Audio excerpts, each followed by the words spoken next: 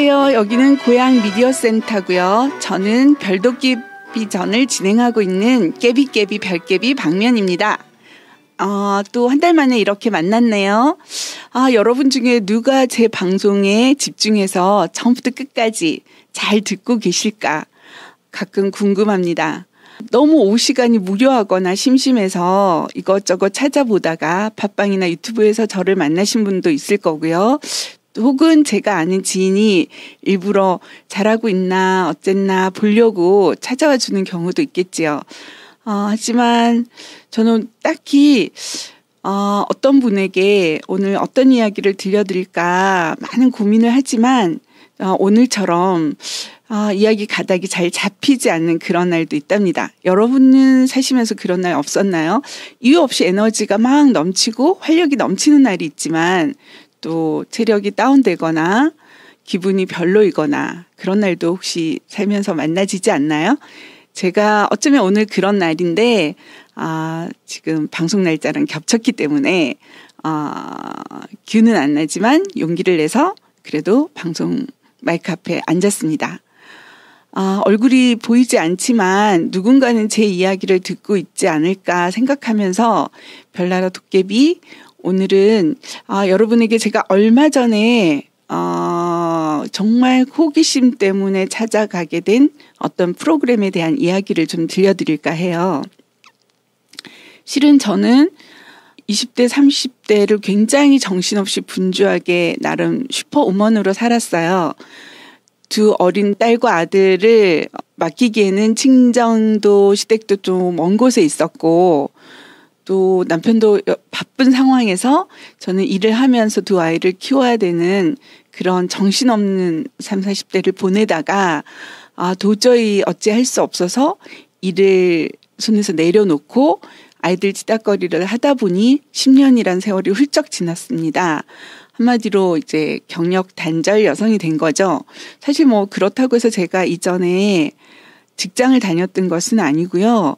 저는 프리랜서 작가로 방송 일을 좀 했었습니다. 작가로 다른 분들이 방송을 할 수 있게 출연진을 섭외하거나 원고를 구성하거나 또 아이템 회의를 하거나 이런 작업들을 쭉 해왔지 제가 마이크 앞에서 직접 이야기한 경험은 실은 이번 팟캐스트를 통해서 제대로 된 실전에 돌입하게 됐는데요. 해보니까 참 쉽지는 않은 일인 것 같아요. 그냥 밥상을 준비해 줄 때 하고 또 직접 제가 이렇게 진행을 혼자서 해야 되는데 어떤 얘기를 어떻게 해드려야 좀 재미있고 의미 있을까 이런 고민들을 회를 거듭하면서 오히려 하게 됩니다. 그리고 원고를 미리 준비했을 때의 단점과 또 장점이 있고요. 오늘처럼 이런 무대뽀 방송을 하게 되는 날에 좀 뭔가 자유롭지만 어수선한 그런 또 단점이 있죠. 하지만 어쨌든 이 방송을 도깨비 방송을 꾸준히 해 나가면서 제 나름대로의 정체성을 찾아가도록 하겠습니다. 여기는 고향 미디어 센터고요. 저는 사람나무 친구분들과 함께 영상 미디어 교육을 받은 다음에 이 도깨비 별 도깨비 전이라는 이야기를 꾸며 나가고 있습니다. 오늘은 그 7번째 이야기예요. 6월이지만 이미 핫한 무더위가 시작됐죠. 여러분들 모두 여름 건강 정말 조심하셔야 되고요. 저는 제가 왜 저의 경력 단절에 대한 이야기를 꺼냈냐 하면요. 실은 올해 저희 아이들이 모두 집에서 독립해서 나간 이후에 저에게 많은 자유의 시간이 주어졌었는데요. 그 시간을 앞으로 어떻게 써 나가야 될까라는 고민에 빠지게 됐습니다. 그래서 제가 찾아간 곳은 오래전 방송을 할 때 조금 인연이 있었던 분이기도 한데요. 이숙경 선생님이라는 여성학자 분이 계셨어요. 그때 방송 출연 패널과 또 방송 담당 작가로 만나서 잠시 얘기 나눈 인연이 전부였고 오랜 세월 떨어져서 각자 살고 있었는데 우연히 제가 페북에서 그 선생님이 어떤 활동을 하시는지 보게 됐습니다. 그때 10년도 전에 이숙경 선생님이 저에게 하셨던 말 중에 제일 기억나는 게 나는 앞으로 영화 감독이 될 거예요. 하고 싶어요. 라고 당당하게 말씀하셨던 기억이 있었는데 정말 그분은 나름 작품 활동을 아주 열심히 하고 계신 영화 감독이 되셨더라고요. 물론 상업 영화는 아니고 주로 다큐 영화들이고요. 또 그리고 여성학자로서의 또 본인의 활동도 준만회라는 그런 네트워크를 구성하셔서 여러 가지 다채로운 프로들을 20년째 끌어오면서 하고 계시더라고요. 그래서 페북에서 그런 내용들을 보면서 언젠가는 한번 찾아가 뵙고 싶다라는 생각을 했는데 이번에 지금이 타이밍이라고 생각했던 이유는 그 준만회에서 새롭게 올렸던 프로그램의 제목이 다시 쓰는 이력서, 이력서를 쓰는 밤, 나를 닮은 이력서라는 그런 타이틀을 가진 5주 프로그램이었어요. 그래서 사실 제가 있는 곳에서 서울까지 제가 장거리 운전이 되지 않아서 여러 가지 이동 수단이나 문제가 있었지만 그래도 이번에는 한번 이 프로를 꼭 들어보고 싶다 해서 시작했던 겁니다. 뭔가 내가 살아온 그 지난 날도 좀 돌아보게 되고 앞으로 또 제가 다른 그 이전에 했던 일이든 혹은 또 다른 일이든 뭔가 새로운 일을 시작하게 됐을 때 아무런 마음의 준비 없이 시작할 수 없겠다는 생각이 들어서죠. 그리고 워낙 나를 닮은 이력서 다시 쓰기라는 그 타이틀이 좀 매력적이기도 해서 찾아가게 됐는데요. 거기에서 아주 새로운 분들과 또 오랜만에 정말 영화 감독으로서 여성학자로서 활발하게 활동하고 계신 이숙경 선생님도 만나 뵙고 또 저에 대한 이야기도 글을 통해서 하게 됐고 그 5주의 시간이 너무나 순식간에 지나간 것 같습니다. 그러니까 무엇보다도 저는 수업 내용도 좋았지만 그 수업을 듣기 위해서 경의선을 타고 또 지하철 6호선을 갈아타고 망원역에 내려서 또 선생님 있는 그 사무실까지 걸어가는 그 길목에 망원시장을 지나게 돼 있어요. 그 망원시장을 터벅터벅 걸어가면서 여러 상인들이 펼쳐놓은 다양한 채소들과 과일과 또 맛있는 음식들과 또 여러 가지 물건들을 구경하는 그런 재미도 아주 쏠쏠했어요. 그리고 재미있는 건 그 망원시장 골목에 시장 맥주란 곳이 있어요. 그러니까 아마 요즘 수제 맥주가 유행인데 그곳에서도 아마 매스컴 수요 미식회인가 거기에 나왔던 것 같아요. 어느 날은 제가 좀 수업 시간보다 일찍 가서 처음으로 혼술도 낮술을 해봤습니다. 그냥 뭐 커피 마시듯이 들어가서 그중에 제일 맛있어 보이는 맥주 하나를 시켜놓고 정말 장바구니 들고서 맥주 한 모금을 했었는데요. 기분이 참 별미였어요. 그리고 시장에서 두부도 사고 또 그날 저녁에 필요한 반찬거리들을 망원시장에서 샀어요. 사고 7시에 시작하는 수업에 들어갔습니다.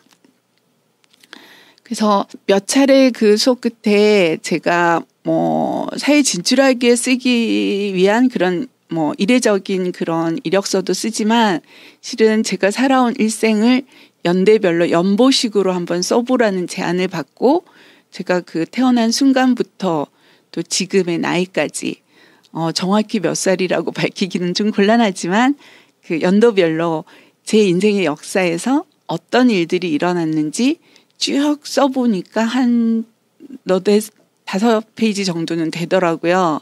굉장히 정신없고 의미없고 바쁘게만 살았던 인생인 것 같은데 잊어버리고 있었던 그 작은 에피소드들이 하나하나 떠오르기도 하고 또 제 일생을 관통하는 어떤 공통점 하나를 발견하는 그런 중요한 계기가 되기도 했습니다.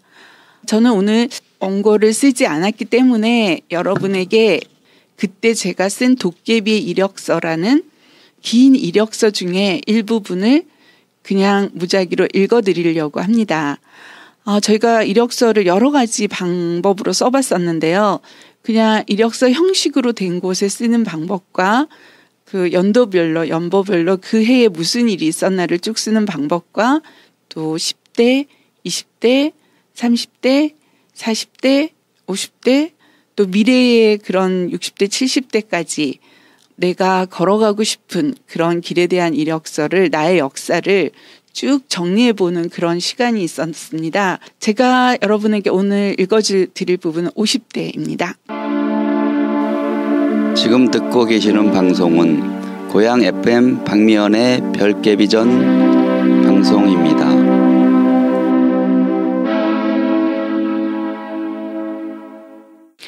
2019년 5월 30일 망원동 준만회. 지금 나는 여기에 있다. 존재한다. 오랫동안 궁금했던 숙경 선생님을 만나고 나와 동시대를 살아가지만 서로 다른 나이대와 서로 다른 환경과 서로 다른 캐릭터로 각자의 삶을 겪어온 5명의 여인들과 함께 인생 서랍 속에 자아, 진정한 나를 찾아보려고 모여서 탐색하고 더듬어 본다. 오래전 엄마는 50의 바다를 보았다는 연극을 본 적이 있다. 그때 나는 아마 20대였고 엄마는커녕 아내도 되어보지 못한 때였다. 손숙 씨가 주연인 그 연극의 스토리는 생각나지 않는다. 다만 그 제목의 카피가 인상적이라 오래 잔상에 있다. 친정엄마를 생각했고 대체 50이라는 나이는 얼마나 먼 훗날의 이야기인가. 수평선보다 더 멀고 아득한 이야기라고 생각했는데 믿기지 않지만 지금 나는 수평선을 넘어섰다. 엄마가 발견한 그 바다는 자유함이었을까? 진리였을까? 엄마를 졸업하는 것은 영원히 불가능한 일이다. 늦둥이 막내가 수험생 시절을 벗어나고 대학생이 되었다고 해서 내가 엄마 역할을 벗어 던질 수 있는 것은 아니다. 50의 3년간 나는 막바지 학부모 노릇을 하느라고 진땀을 흘렸다. 치밀하지도 지혜롭지도 않아서 그저 매일 아침 아이의 도시락을 싸주고 늦잠에서 각성하지 못하는 아이를 얼르고 달래어 학교에 배달해주는 일로 하루를 시작했다. 엄마, 나 그만하고 싶어. 미술부 힘들어. 내가 뭘 원하는지 모르겠어, 엄마. 오늘은 너무 졸려. 종일 자고 싶어. 엄마, 나 잘하고 있는 건가? 대학은 왜 가야 해? 자신의 희노애락을 필터링 없이 내게 던지는 딸의 언어들을 받아주고 있노라면 힘들고 피곤했다. 대신해 줄 수 없는 시간, 일상, 삶, 그녀의 몫인 것들로 그냥 들어주기만 하면 되는데도 에너지가 달렸다. 아들은 휴학을 하고 자신이 세운 목표를 향해 고3보다 더 치열하게 1년 반을 살았다. 나는 매일 2개의 도시락을 싸고 밤 12시에 2개의 도시락을 설거지하고 중국 드라마에 심취했다. 나를 제외한 3명의 가족은 모두 새벽에 나가고 한밤중에 돌아왔다. 물론 인근 고교에 다니는 딸의 사소한 심부름과 그녀의 이동을 나의 임무로 생각하고 5분 대기조를 자처했다. 그녀가 요청할 때 5분 안에 달려가는 것. 그것만이 유일한 나의 미션이었고 보람이 된 일상이었다. 혹독한 사춘기를 겪은 아이기에 더 살뜰히 보살펴주고 싶었고 초등학교 입학 전까지 남의 손에 맡겨 키운 미안함이 있어 더욱 완벽한 엄마 노릇을 해주고 싶었다. 그랬던 그녀가 대학생이 되어 타도시의 기숙사로 들어가 버리고 아들도 복학하여 기숙사 생활을 시작하자 내게 해방이 찾아왔다. 남편은 비교적 어느 시간대부터는 나를 구속하거나 귀찮게 하지 않는 프리패스 같은 존재였다. 스스로 잘 일어나고 무단 위기가만 하지 않으면 충돌할 일이 없었다. 다만 나의 무심함과 게으름에 살뜰히 챙겨주지 못한 미안함이 한 번씩 뒤돌아보게 할 뿐 3월엔 단기 알바를 시작했다. 재취업을 하고 싶었지만 준비한 게 없었고 하루 종일 시간을 구속하는 일엔 자신이 없었다. 눈치나 손발이 빠른 편도 아니고 단순 노동도 쉽지 않다고 해야 되나? 아니라고 하고 싶지만 이실직고 그대로 쓴다. 그 대신 책임감과 창의성은 어느 정도 갖춰져 있다. 사업체 조사 알바를 한 달간 마치고 바로 2주 동안 매일 3시간씩 코딩 교육을 받았다. 관심 없던 C 언어나 컴퓨터 세계에 호기심이 조금 생겼다. 미래 사회의 구성원으로 살아남으려면 조금은 알아야 할 것 같아서.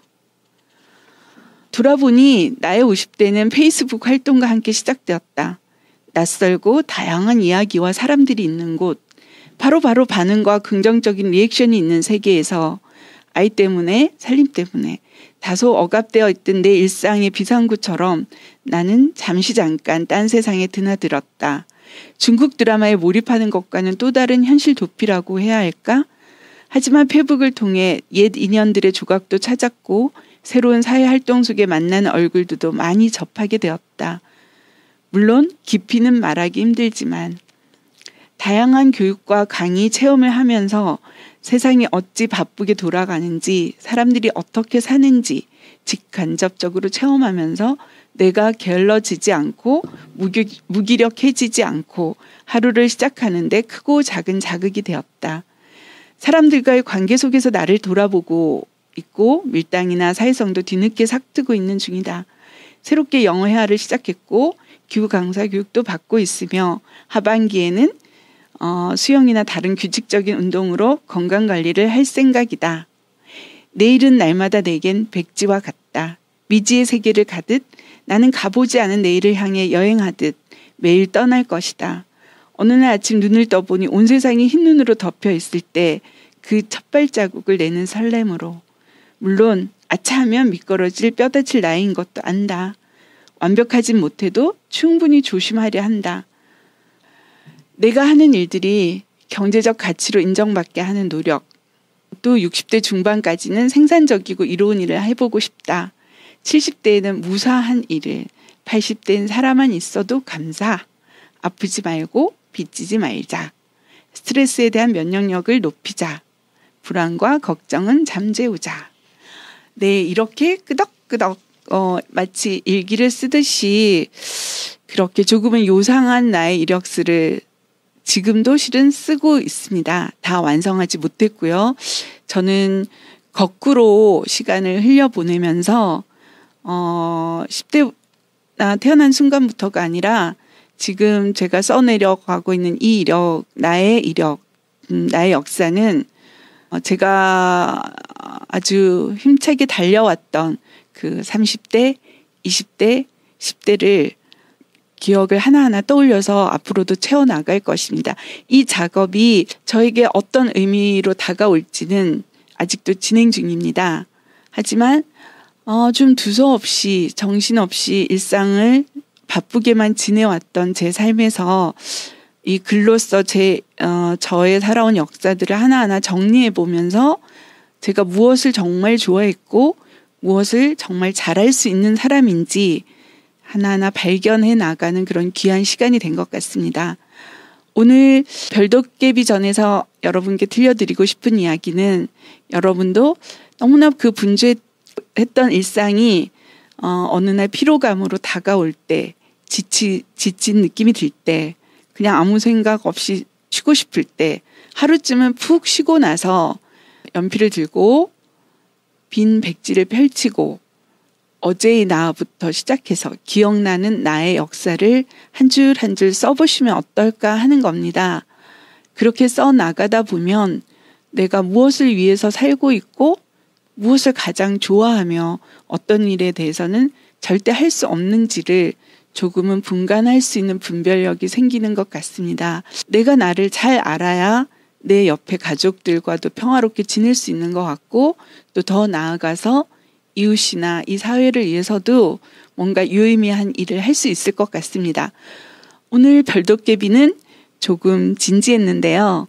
그래도 제가 받았던 그 5주간의 프로그램은 정말 훌륭했고 또 망원동이나 망원시장에 대한 기억은 너무나 아날로그적이지만 굉장히 신기하고 재미있고 또 맛집도 많아서 방학을 맞은 딸과 함께 데이트 코스로 꼭 한번 찾아갈 생각입니다.